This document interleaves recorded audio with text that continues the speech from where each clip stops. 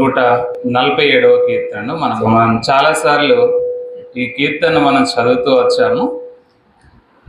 ఈ యొక్క కీర్తన యొక్క నేపథ్యాన్ని మనము ఆలోచన చేసినప్పుడు నెహెమ్యా గ్రంథము 12వ అధ్యాయము 27 నుంచి 43 వచనాల వరకు మనం చదివితే అర్థమవుతూ ఉంటుంది.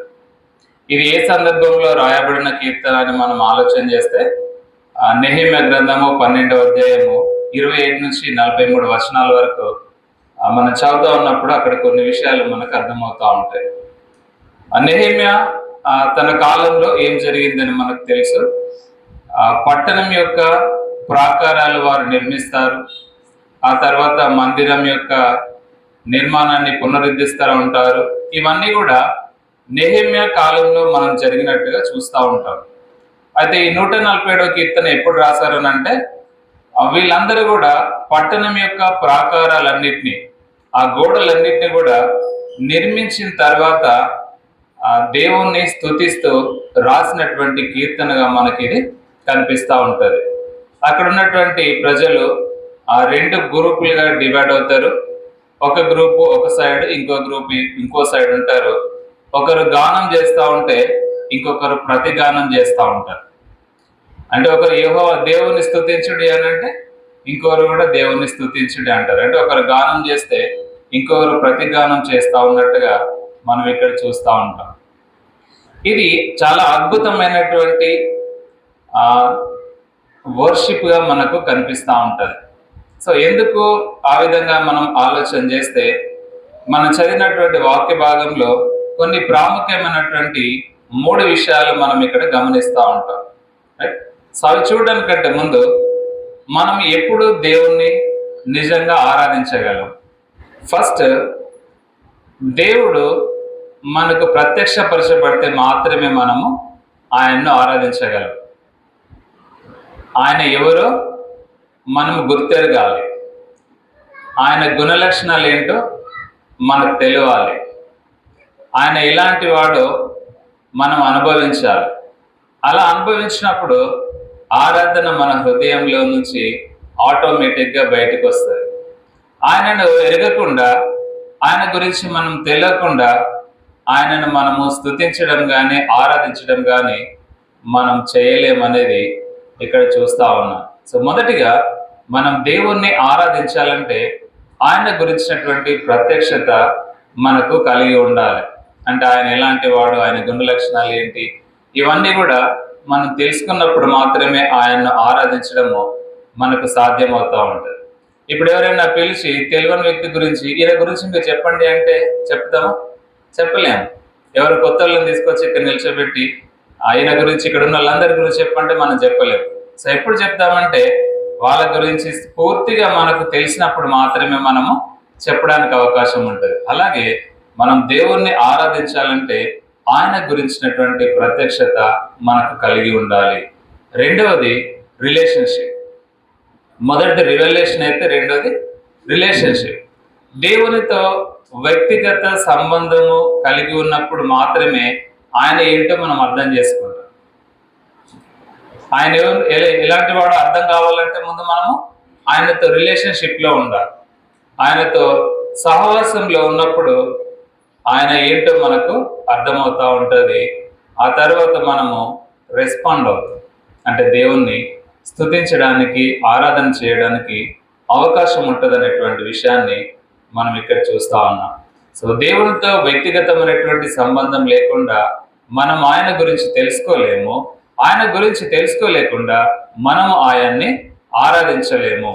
ఒకవేళ ఆయనతో సహవాసం లేకుండా, సంబంధం లేకుండా మనము ఒకవేళ ఆయనను ఆరాధన చేస్తే అది పెదవులతో చేసేదే కానీ, పదాలతో చేసేదే కానీ, హృదయాంతరంగం నుంచి చేసేటువంటి ఆరాధన కాదు అనేటువంటి విషయాన్ని మనం ఇక్కడ గుర్తెరగాలి. మనం చాలా పెద్ద పెద్ద పదాలు, గొప్ప గొప్ప పదాలు వాడినప్పటికీ అది పెదవుల నుంచి వచ్చేటువంటి ఆరాధనే కానీ హృదయంలో నుంచి వచ్చేటువంటి ఆరాధన కాదు అనేటువంటి విషయాన్ని మనం అర్థం చేసుకోవాలి. సో ఎప్పుడు మనం దేవుణ్ణి మనసారా ఆరాధించగలమనంటే ఆయనను మనము అనుభవించాలి. ఆయనతో సన్నిహిత్య సంబంధాన్ని మనం కలిగి ఉన్నప్పుడు మనకెవరు ఏ పదాలు చెప్పాల్సిన పని లేదు. ఆటోమేటిక్గా మన హృదయంలో నుంచి దేవునికి సంబంధించినటువంటి స్తుతి వస్తూ ఉంటుంది. దీనికి గొప్ప పదాలు ఉండవు, కానీ ఏముంటుంది, the personal relationship with God and men, అంటే ఇద్దరికి మధ్యలో మంచి సంబంధంతో మనకు ఉన్నటువంటి ఆరాధన మనకు కనిపిస్తూ ఉంటుంది. అదిని మనం ప్రాక్టీస్ చేయాలనేది ఇక్కడ దేవుని యొక్క వాక్యం మనకు స్పష్టంగా తెలియజేస్తూ ఉంది. ఈ 147వ కీర్తన కూడా ఆ విధంగా రాసిందే. వాళ్ళకి ఎవరు ఆరాధించమని చెప్పలేదు దేవుడు, మీరు నన్ను వర్షిప్ చేయండి, ఈ విధంగా చేయండి, ఆ విధంగా చేయమని ఏం చెప్పలేదు. వాళ్ళు దగ్గరగా దేవుణ్ణి అనుభవించారు.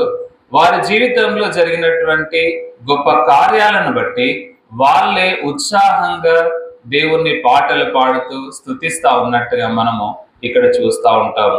ఆ 3 విషయాలను మనం ఇక్కడ 147వ కీర్తనలో నుంచి ఆలోచన చేయడానికి ప్రయత్నం చేద్దాం. మొదటిగా 2వ వచనం చదువుకుందాం. యెహోవాయే యెరూషలేమును కట్టువాడు, చెదరిన ఇశ్రాయేలును పోగు చేయవాడు. మనము ఇది ఎప్పుడు జరిగిందని మనం ఆలోచన చేసినప్పుడు, నెహెమ్యా కాలంలో వీళ్ళందరూ కూడా బబులోను చెరలో ఉన్నారు. చాలా కష్టమైనటువంటి పరిస్థితులను ఎదుర్కొంటా ఉన్నారు. అంటే వాళ్ళు శత్రువు యొక్క బంధకాలలో కట్టివేయబడ్డారు. అలాంటి పరిస్థితిలో దేవుడు మాట్లాడాడు. నెహెమ్యాను అదేవిధంగా మిగతా కొంత పెద్దలను దేవుడు ప్రేరేపించి రాజును ఒప్పించి అక్కడి నుంచి వీళ్ళందరినీ కూడా మళ్ళీ యెరూషలేముకి తీసుకొని వచ్చి పట్టణాన్ని మళ్ళీ రీస్టోర్ చేయడం అనేది మనం చూస్తూ ఉంటాం. అంటే ఇప్పటి వరకు వాళ్ళందరూ కూడా ఎలా ఉన్నారు, బంధకాల్లో ఉన్నారు. ఆ బంధకాల్లో ఉన్నటువంటి వారిని దేవుడు ఇక్కడ ఏం చేస్తా ఉన్నాడంటే విడిపించినట్టుగా మనము చూస్తూ ఉంటాం. ఈ పట్టణ నిర్మాణము, మందిర నిర్మాణం అయిపోయిన తర్వాత వాళ్ళందరూ కూడా మళ్ళీ తిరిగి యెరూషలేముకు రావడం అనేది మనము చూస్తూ ఉంటాం. సో వాళ్ళు దాన్ని అంతా కూడా ముందే గమనించారు. సో దేవుడు మమ్మల్ని ఈ బంధకాలు నుంచి విడిపిస్తా ఉన్నాడు. ఇన్ని సంవత్సరాలుగా దాదాపుగా 70 సంవత్సరాలు ఇక్కడ మేము చెరులో ఉన్నాము. కష్టమైనటువంటి పరిస్థితులు మేము ఎదుర్కొన్నాము. శత్రువు మమ్మల్ని చాలా అణగదొక్కాడు. అలాంటి పరిస్థితుల్లో నుంచి దేవుడు మమ్మల్ని విడిపించాడు అనేటువంటి గొప్ప ఉత్సాహంతో వాళ్ళు దేవుణ్ణి ఆరాధించినట్టుగా మనం ఇక్కడ చూస్తూ ఉంటాం. ఇది మనం వ్యక్తిగతంగా మనం ఒకవేళ ఆలోచన చేస్తే, ఒకప్పుడు దేవుని ఎరగక ముందు పాపంలో మనము పడిపోయినప్పుడు దాని పర్యవసాలను మనం ఎదుర్కొంటా ఉన్నప్పుడు దేవుడు తన ఉచితమైనటువంటి కృపను బట్టి మనల్ని విమోచించాడు. ఆయన శిలువ కార్యాన్ని బట్టి ఆ పాపపు యొక్క ప్రభావం నుంచి, దాని యొక్క శిక్ష నుంచి ఆయన మనల్ని విడిపించాడు. అనేకమైనటువంటి క్లిష్టమైనటువంటి పరిస్థితులు మనల్ని చుట్టుముట్టినప్పుడు, వాటి చేత మనం బంధించబడ్డప్పుడు, మనం వాటి నుంచి విడిపించుకోలేనప్పుడు దేవుడు మనల్ని ఆయనే విడిపించి బయటికి తీసుకొచ్చినట్టుగా మన వ్యక్తిగత జీవితంలో మనము అనుభవించినటువంటి వారమే. అది గుర్తొచ్చినప్పుడు ఆయనను మనం ఆరాధించకుండా ఉండలేము. నిజమే ప్రభువా, ఒకప్పుడు నేను పాపంలో ఉన్నాను, దాని నుంచి మీరు విడిపించారు. ఒకప్పుడు నేను ఆ కష్టమైనటువంటి పరిస్థితుల గుండా నేను బంధించబడి ఉన్నాను. అలాంటి పరిస్థితిలో మీ కృపను బట్టి లేవలేకుండా నేనున్నప్పుడు నన్ను మీరు లేవనెత్తి ఆ పరిస్థితి నుంచి మీరు నన్ను దూరపరిచారనేటువంటి విషయాన్ని మనం అనుదినం గుర్తు చేసుకున్నప్పుడు ఆయన ఆరాధించకుండా మనం ఉండలేమనేటువంటి విషయాన్ని మనం ఇక్కడ చూస్తా ఉన్నాం. ఇది మొదటిగా. బంధకాల నుంచి దేవుడు మనల్ని విడిపిస్తాడు. అందుని బట్టి మనము ఆయన్ని స్తుతించాలి. రెండవదిగా 3వ వచనం మనం చదివినప్పుడు, గుండె చెదిరిన వారిని ఆయన బాగు చేయవాడు, వారి గాయములు కట్టువాడు. వీళ్ళ పరిస్థితి మనం చూసినప్పుడు వీళ్ళకు ఎటు చూసినా ఎలాంటి ఆధారం లేదు. ఇశ్రాయేలు ప్రజలు బబులోను చెరలో ఉన్నప్పుడు వాళ్ళను ఎంత అంటే కష్టంగా, వాళ్ళు ఎలాంటి కష్టమైనటువంటి పరిస్థితులు ఎదుర్కొన్నాడో మనము ఒకసారి హిస్టరీ చదువుతా ఉన్నప్పుడు ఆ విషయం మనకు అర్థమవుతూ ఉంటుంది. అలాంటి పరిస్థితుల్లో దేవుడు వాళ్ళని ఏం చేశారంటే ఆ బాధలన్నిటిని కూడా తీసివేశారు. గుండె చెదరం అంటే ఏంటి? ఆ యొక్క బాధను భరించలేక, ఇంకా బాధను తట్టుకోలేక గుండె పగిలిపోతుందేమో అన్నంత వేదన వాళ్ళ లోపల ఉన్నట్టుగా మనం చూస్తూ ఉంటాం. ఆ పరిస్థితుల గుండా వెళ్తా ఉన్నప్పుడు ఇంకా మాకు ఎలాంటి ఆధారం లేదు, మమ్మల్ని ఆదుకునేటువంటి వారు ఎవరూ లేరు, ఇలాంటి కష్టమైనటువంటి పరిస్థితి నుంచి మమ్మల్ని ఎవరు తప్పిస్తారు అని వాళ్ళు గుండె చెదిరిపోయి ఆలోచిస్తున్నటువంటి సమయంలో దేవుడు వారిని ఏం చేశాడనంటే బాగు చేశాడని మనం ఇక్కడ చూస్తూ ఉంటాం. ఆ 3వ వచనం 2వ భాగంలోనే ఆయన బాగు చేయడమే కాదు, వారి గాయాలన్నిటిని కూడా ఆయన కట్టివేస్తా ఉన్నాడు. సో అది రెండవదిగా మనం ఇక్కడ చూస్తా ఉన్నాం. ఆయన బాధల నుంచి మనల్ని తొలగించేటువంటి వాడుగా ఆయన మన మధ్యలో ఉన్నాడనేటువంటి విషయాన్ని మనం ఇక్కడ గమనించాలి. సో ఇది రెండవది. ఆ 3వదిగా 13వ వచనాన్ని మనం చదివినప్పుడు ఇంకొక విషయం మనకు అర్థమవుతూ ఉంటుంది.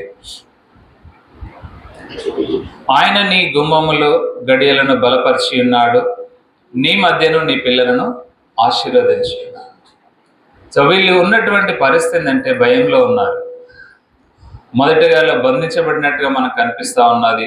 రెండవదిగా వాళ్ళు భరించలేనటువంటి బాధలో ఉన్నారు. మూడవదిగా వాళ్ళు భయపడతా ఉన్నారు.